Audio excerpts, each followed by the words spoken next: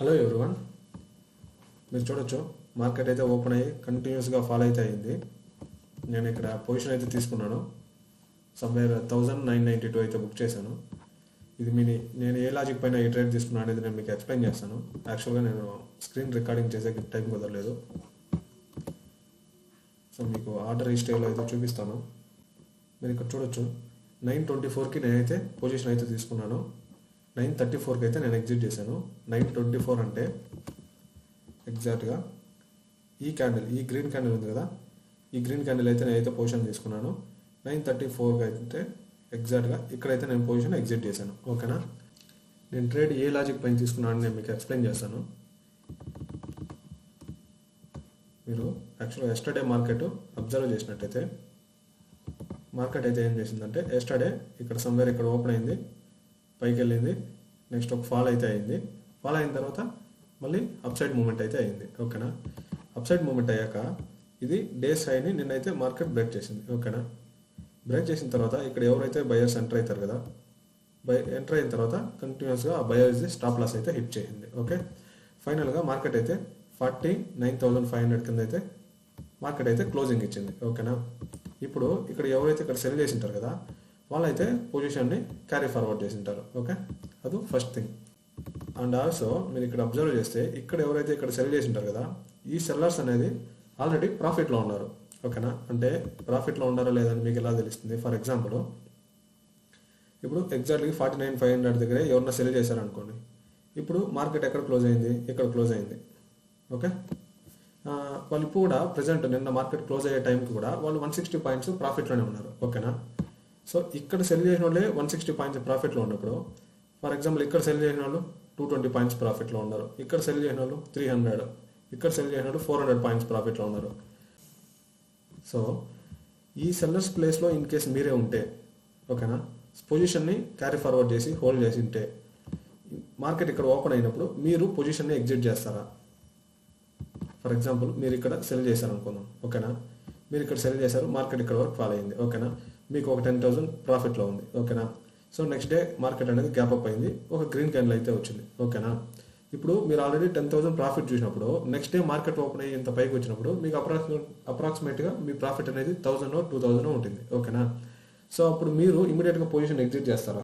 యాక్చువల్గా మనం పొజిషన్ అయితే ఎగ్జిట్ చేయము, ఎందుకంటే మనం ఆల్రెడీ 10,000 ప్రాఫిట్ చూసినాం కాబట్టి మనం అట్లీస్ట్ ట్రై చేస్తాం, అగైన్ 10,000 వస్తే ఎగ్జిట్ చేసేద్దాము అనే ఒక మైండ్ సెట్తో మనమైతే అంత ఈజీగా పొజిషన్ అయితే ఎగ్జిట్ చేయమన్నమాట.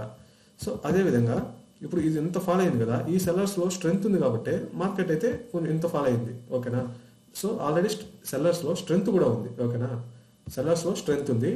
ఇంకొక మోస్ట్ ఇంపార్టెంట్ పాయింట్ ఏంటంటే, మీరు ఈ రోజు అబ్జర్వ్ చేస్తే మార్కెట్ అనేది ఇక్కడ ఓపెన్ అయింది. ఓకే, సమ్వేర్ 49,500 లెవెల్ కన్నా కిందనే ఓపెన్ అయింది మార్కెట్. మీరు ఇది ఓపెనింగ్, మార్కెట్ ఓపెనింగ్ ఇది. ఓకేనా, సో మార్కెట్ ఇక్కడ ఓపెన్ అవ్వడం వల్ల ఏంటంటే ఇది మనకి ఒక సిగ్నల్ అనమాట, వీక్నెస్, సెల్లర్ బయర్స్ది వీక్నెస్ అనేది మనకి ఇండికేట్ చేస్తుంది. ఎందుకంటే ఇప్పుడు మార్కెట్ ఓపెన్ అయ్యేటప్పుడు ఇక్కడే ఎందుకు ఓపెన్ అవ్వాలా? ఇక్కడ కూడా ఓపెన్ అవ్వచ్చు కదా, ఇక్కడ కూడా ఓపెన్ అవ్వచ్చు కదా, ఇక్కడే ఎందుకు అవ్వాలా? ఈ లెవెల్ కన్నా కిందనే ఎందుకు ఓపెన్ అవ్వాలా? బయర్స్లో స్ట్రెంత్ ఉంటే మార్కెట్ని డైరెక్ట్ పైన ఓపెన్ చేయొచ్చు కదా, 49,500 పైన ఓపెన్ చేయొచ్చు కదా. పైన ఓపెన్ చేస్తే ఎవరైతే ఇక్కడ సెల్ చేసుకున్నారో వాళ్ళది స్టాప్ లాస్ పైన ఉంటుంది కాబట్టి ఈజీగా వాళ్ళు స్టాప్ లాస్ హిట్ అయ్యి మార్కెట్ అయితే పైకి వెళ్తుంది కదా. సో బట్ మార్కెట్ ఎందుకు పైన ఓపెన్ చేయలేకపోయారు, కింద ఎందుకు ఓపెన్ అయ్యింది? ఎందుకంటే సెల్లర్స్ స్ట్రాంగ్ ఉన్నారు. ఓకేనా, బయర్స్ అంతా స్ట్రాంగ్ లేరు. సో అందువల్లే మార్కెట్ అనేది 49,500 లెవెల్ కన్నా కింద ఓపెన్ అయింది. ఓకేనా, అది కూడా మనకు ఒక ఏంటంటే మనకు ఒక సిగ్నల్ అనమాట. అంటే అది ఇండికేట్ చేస్తుంది మనకి వాళ్ళ స్ట్రెంత్ ఉందా లేదా బయర్స్లో అనేది. ఓకేనా, సో ఇప్పుడు మార్కెట్ 49,500 కిందే ఓపెన్ అయింది. సో అది మనకేం తెలుస్తుంది? వీక్ ఉన్నారు బయర్స్ అని అర్థమైంది. సెకండ్ పాయింట్, ఇక్కడ ఎవరైతే ఇక్కడ సెల్ చేశారో ఈ సెల్లర్స్ ఉన్నారో వీళ్ళు స్ట్రాంగ్ ఉన్నారు. థర్డ్ పాయింట్ ఏంటంటే వీళ్ళు ఆల్రెడీ ప్రాఫిట్లో ఉన్నారు కాబట్టి వీళ్ళు అంత ఈజీగా పొజిషన్ అయితే ఎగ్జిట్ చేయరు. ఓకేనా, సో టోటల్ 3 పాయింట్స్ ఉన్నాయి మన దగ్గర సెల్లింగ్ సైడ్ వెళ్ళేకి. ఫోర్త్ పాయింట్ ఏంటంటే మీరు ఇక్కడ అబ్జర్వ్ చేస్తే లాస్ట్ 1 అవర్ మార్కెట్ అనేది కన్సాలిడేట్ అయింది. ఓకేనా, కన్సాలిడేట్ అయినప్పుడు ఏంటంటే ఇక్కడ బయర్స్ ఉంటారు, సెల్లర్స్ ఉంటారు. ఓకే, ఇద్దరు ఉంటారు.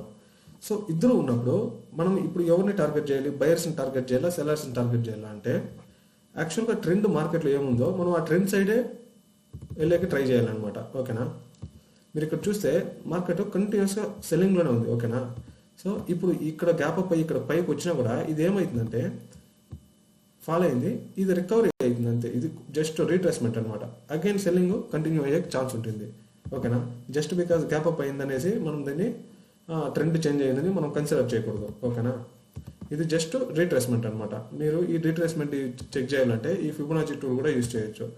మీరు చూడండి, టాప్ టు బాటమ్ మార్క్ చేస్తే జస్ట్ 0.5 దాకా మార్కెట్ జస్ట్ రీట్రేస్ అయింది, అగైన్ ట్రెండ్ అనేది కంటిన్యూ చేసింది.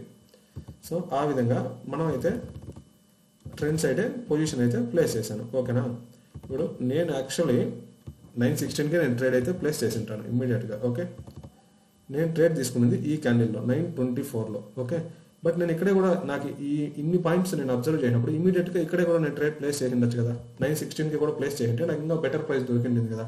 బట్ నేను ఎందుకు వెయిట్ చేశానంటే, మీరు ఎస్టర్డే మార్కెట్ అబ్జర్వ్ చేస్తే ఎస్టర్డే కూడా మార్కెట్ ఆల్మోస్ట్ 49,500 కన్నా లెవెల్ కన్నా కిందనే ఓపెన్ అయింది.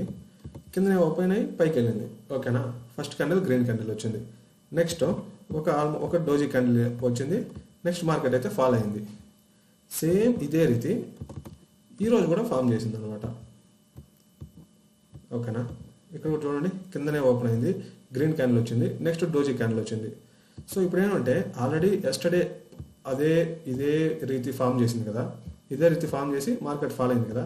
సో ఈ రోజు కూడా అలానే ఫాల్ అవుతుంది అని ఎవరైతే రీటైల్ ట్రేడర్స్ ఉంటారో వాళ్ళు సెల్ చేస్తారు. సో మనం ఎప్పుడు కానీ రీటైల్ ట్రేడర్స్లో వాళ్ళ జతలో మనము పొజిషన్ అయితే ప్లేస్ చేయకూడదు. సో అందువల్ల నేనేమనుకున్నానంటే, మార్కెట్ కొంచెం ఫాల్ అయ్యి అగైన్ పైకి వచ్చి ఎవరైతే ఇక్కడ సెల్ చేస్తారు కదా రీటైల్ సెల్లర్స్, వాళ్ళైతే స్టాప్ లాస్ హిట్ చేస్తుంది. హిట్ చేసిన తర్వాత దెన్ ఇట్ విల్ ఫాల్ అని నేనైతే అనుకున్నాను. ఓకేనా, సో అందువల్ల నేనేం చేశానంటే వెయిట్ చేశాను అనమాట, ఇమీడియట్లీ సెల్ చేయలేదు. సో ఎప్పుడైతే మార్కెట్ ఈ లోన్ బ్రేక్ చేసిందో, ఓకేనా, ఇక్కడ మనకు క్లియర్ కట్గా మనకి ఇక్కడ అర్థమవుతుంది కదా సెల్లర్స్ డామినేట్ చేస్తున్నారని. ఇన్ కేసు బయర్స్ స్ట్రెంత్ ఉంటే అట్లీస్ట్ వాళ్ళు ట్రై అయినా చేసి ఉంటారు కదా ఫస్ట్ క్యాండిల్ హై బ్రేక్ చేసేకి. సో వాళ్ళ వల్ల కాలేదు కాబట్టి, బయర్స్ అంత స్ట్రెంత్ లేదు కాబట్టి సెల్లర్స్ డామినేషన్ అనేది మనకు కనిపించింది ఫస్ట్ క్యాండిల్లో బ్రేక్ చేయడం వల్ల. సో అందువల్ల నేనేం చేశాను, జస్ట్ వెయిట్ చేసి ఇక్కడైతే ప్లేస్ చేశాను. ఇమీడియట్గా ఇక్కడే కూడా ప్లేస్ చేయొచ్చు. ఎందుకు చేయలేదంటే, ఇప్పుడు మీరు బాగా అబ్జర్వ్ చేయండి, ఇది ఫస్ట్ క్యాండిల్ లో బ్రేక్ అయింది కదా. ఈ లో బ్రేక్ అయినప్పుడు ఇమీడియట్గా ఏం చేస్తారంటే అగైన్ ఇక్కడ వచ్చి రీటైల్ ట్రేడర్స్ ఎవరైతే ఉన్నారో వాళ్ళు వచ్చి సెల్ చేస్తారు. వాళ్ళు సెల్ చేసినప్పుడు ఏమవుతుందంటే మార్కెట్ రీట్రేస్ అవుతుంది అనమాట. ఈ రీట్రేస్మెంట్లో ఏమవుతుందంటే ఎవరైతే ఉన్నారు కదా రీటైల్ ట్రేడర్స్ వాళ్ళు ఎగ్జిట్ చేస్తారు పొజిషన్. అర్థమైంది మీకు? ఈ లెవెల్ బ్రేక్ అయితేనే రీటైల్ ట్రేడర్స్ ఎంటర్ అవుతారు. ఈ 2 క్యాండిల్స్లో వాళ్ళు ఎగ్జిట్ చేసేస్తారు పొజిషన్. ఓకేనా, సో వాళ్ళు ఎగ్జిట్ చేసినాక తర్వాత మార్కెట్ అయితే ట్రెండ్ డైరెక్షన్లోనే ఫాలో అవుతుంది అనమాట. సో అది లాజిక్. అయితే మీకు ఈ వీడియో నచ్చినట్టయితే వీడియోని లైక్ చేసి నా ఛానల్ని సబ్స్క్రైబ్ చేయండి. Thank you.